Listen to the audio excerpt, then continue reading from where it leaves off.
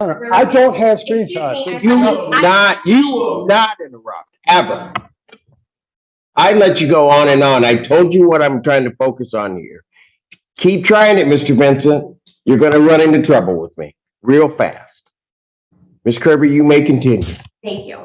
Right now, I'm furious, Mr. Vincent, that you would represent that client defendant remanded. Take him. Court's gonna stand in recess. What's happening on the Carter matter? Your Honor, the people had filed an emergency bond violation where we asked the court to revoke bond and issue an immediate warrant report to do so. I checked XGL. He's not in custody. I don't see him present. I have no idea where he is. All right. He's here, Your Honor. Is he here? Where is he?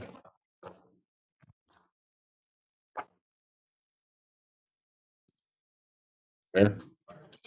You need to come up. I'll call your case. Court calls the case of People versus Cameron Carter. Morning, Your Honor. John Vincent on behalf of the defendant, who stands to my right. All right. State your name. Come on, Carter. All right. We're going to deal with the bond hearing first and then decide if we're going to go with this case. Okay.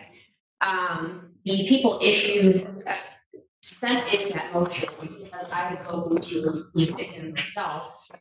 There was 3 police reports made, 1 made to Romulus Police Department and 2 made to the Wayne County Sheriff's Office. I'm still awaiting the police reports from the Wayne County Sheriff's Office, but I received the Romulus Police Report and attached it to my emergency motion. There was text and things that were said by the defendant, threatening the life of the victim. When I spoke to her on the phone, she said she was extremely concerned for her safety, and I shared those concerns, which is why I filed the motion. He also has the no contact, he has the no go to that we have in this case, and so I don't understand what the reason to reach out to any reason. Mr. Vince. Well, Your Honor, he is the witness here because that is all. I mean, all the allegations are based on her words. There's been no police contact, no video, no third-party witness, no DNA, no fingerprints, no police contact with my defendant here. So he wants a hearing on this bond violation? None of these phone numbers connect to his account. He absolutely denied the allegations in here.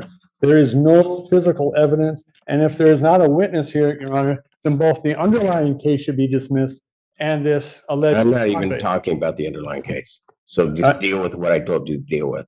All right, well, does he want a hearing on the bond violation? Absolutely, Your Honor. When are you going to have the other report?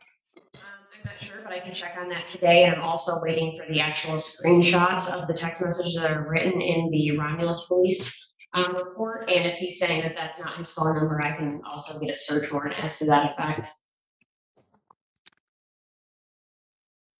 In that police report, there are 6 phone numbers listed. The police report indicates that none of those numbers are Mr. Carter's. If there are screenshots, I have not received those screenshots. It's the first time I'm hearing that there are 2 other potential police reports out there. However, this police report says that 2 officers showed up. I don't know how a Wayne County Sheriff's Department police report would be any different than this, as far as I can see, there were no Wayne County sheriffs on the scene of this alleged incident. There's just simply no physical evidence. There's no third-party evidence. And frankly, if you read through the report. I did. Before I revoked your client's bond. Yeah, okay, well, I would hope you did.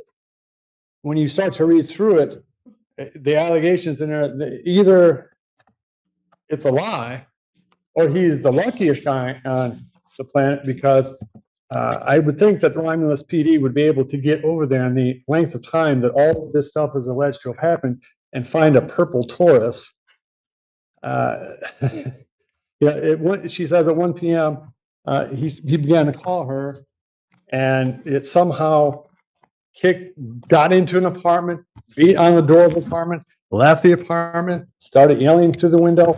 then generated somehow, all while outside, 6 other phone calls from 6 different numbers, none of which line up to the defendant. If she's not here, Your Honor, then I think that that is a very, very strong indication that this is not factual. The other thing in this, Your Honor, this person alleges that he stole a gun from her in Pittsfield Township. Well, you know, if that's the case, then shouldn't this have been a little higher priority? I think the prosecution knows that this is not accurate.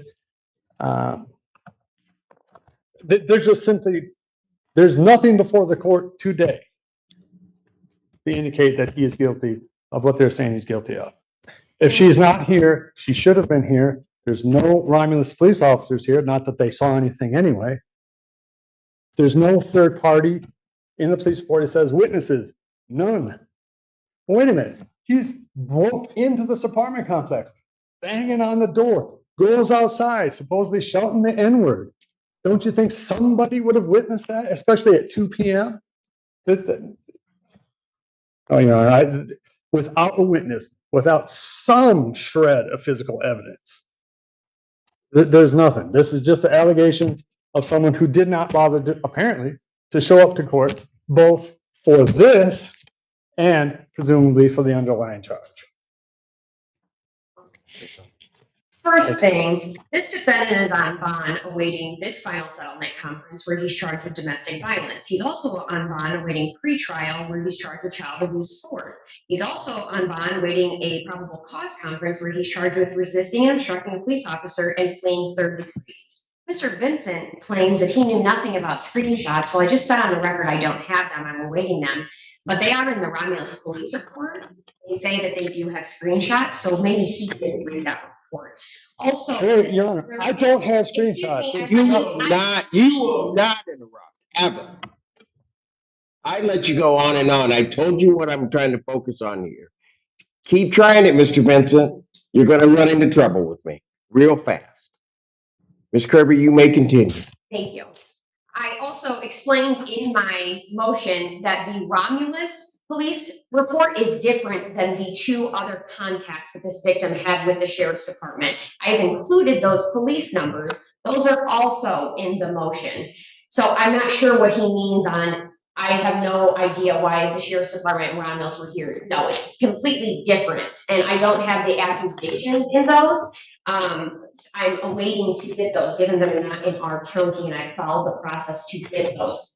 Also, this is, if we're having a bond violation hearing, I would just remind the defense counsel that it's not beyond a reasonable doubt for a bond violation. So I would ask the court to take what it has in front of it, including the Romulus PD report, and either adjourn so I can get the other police reports, and so I can get the actual screenshots and possibly a search warrant for this. And I would ask for the defendant's bond to be revoked and he to be remanded. Given the seriousness of this case and the seriousness of his other 2 cases, I do believe he's not only a threat to the victim, but to the safety of the community and also children. He seems to find it funny as his defense attorney speaks, which also tells me that he does not take this serious at all, which also concerns me. As for the complaining witness not being present, I did not know that he was going to be here. I thought he was still out since he had not turned himself in, and his attorney was well aware that he had a warrant out with no bond. So she is not present. Last time I spoke to her, she was in fear for her life. She said she would continue to answer the phone, but she has been placed in a different place that I know of the location that she does not want me to share out loud. I have no problem sharing that with the court, but she is not present. And regardless if she was present or not, I can still proceed based on forfeiture by wrongdoing with the interference that the defendant has committed himself through these other police reports. And I was going to ask for time to get those anyway so that I could present those at trial. So regardless if she is here or not, and just for the record, the court rule does not actually say I have to have a witness present. It actually says I have to say if I can proceed or not, which is what I'm doing. Thank you. Anything else, Mr. Vincent? And hearsay, allegations, someone's not here. This all happened in the last 48 hours, 72 hours. Two things is not here, but if I look at what's in here, first of all, you're mixing two things. Because certainly they can proceed by hearsay as regards to bond violation. So that maybe we can clear that part up, because so they don't need her here for that. As to the final settlement conference, the people have stated to the court that they can proceed without her, if necessary, but that they also do know where she is. I don't know how they could possibly proceed when there is not a That's stitch. not your issue. They've made the representation to the court. Okay, and I'm making a representation to the court that when you read the police report, which you have, I read it. then you know that there is only her allegation.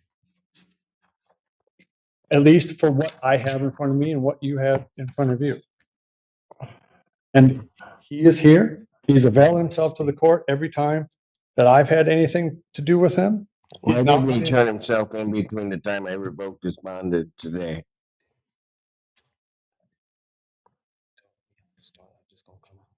Because you, as an officer of the court, should have instructed your client to do that the court had revoked his bond. So I want an answer to that question. Yeah, I mean, we were going to be here today. That's not an answer to my question. Mr. Allen. According to what the defendant just told his attorney is that he told him to just show up today and not turn himself in. That's correct, John. I mean, and that if.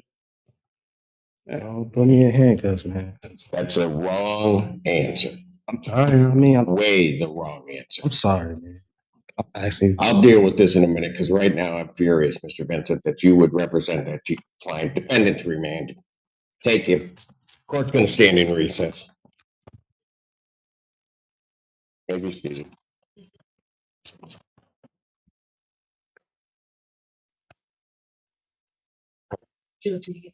Yeah. Can you bring him? Somebody back there with him. Can you bring him out? Court calls the case of the people versus Cameron Crowder. Recall.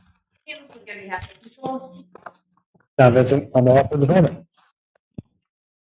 Yeah, there was absolutely a mix-up. And as much as my understanding was that he had spoken to the court and they did not tell him to come in. And I should have come in. Yeah, absolutely a mistake on my part. Well, it's not a mistake. It's a sanctionable offense. And I think you ought to know that. To willfully tell the client or even intimate to a client that they should in some way disobey a court. In no way, shape, or form, Your Honor, did I meant to have that effect happen. My understanding was that he had seen you in person this week and that come to court from. I would never, and I think you know that about me, I would never have anyone try to knowingly disobey an order. I would never knowingly disobey any of your bond conditions or orders. He is, I mean, I don't know, Your Honor, this is a horrible mistake and I'll fall on my sword for it, but it is a misunderstanding. Not any, in no way, shape, or form was I trying to get him to avoid justice, and he certainly is trying to avoid justice on this, Your Honor. I understand that these charges and allegations are serious. I mean, all I can say, Your Honor, is that my understanding was that he had spoken to the court this week and that he was free to come here Friday.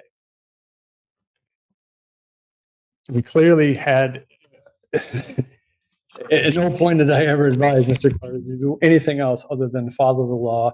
And it must have told him that a dozen times, something that every time I've talked to him, do not violate your bond, don't violate your bond, show up Friday.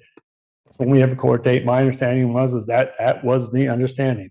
And it is absolutely a snafu on my part, and I beg the court's forgiveness. He has an appointment today at 2 p.m. to see Washington Community College counselor. He's trying to get his CDL so he can take care of his kids. He is working on another job. He's availed himself to court today, Your Honor.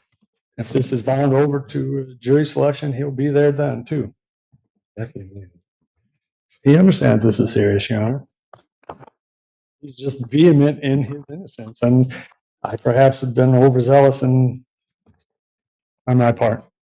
I meant no disrespect to you, court, to the people. What I'm going to do in this case, because, I mean, something's got to be decided as to what was told this defendant. That may have to be resolved some other way, but the court will take whatever action it deems necessary, and I won't do that until June 26th, if I deem it appropriate to do so, because as angry as I am right now, I'm not going to make that decision on that. I will set a bond hearing in person in this case for June 26th at 9 a.m. All of the paperwork will be sent over, and we can deal with it at that point. In the interim, defendant's bond is revoked. I will adjourn the jury final settlement conference that we were going to have today, as well as the jury selection. Jury final settlement will be my next one, August 11th at 9 a.m. Jury selection, August 14th at 8:30. Defendant's remand. Your Honor, may I act, well?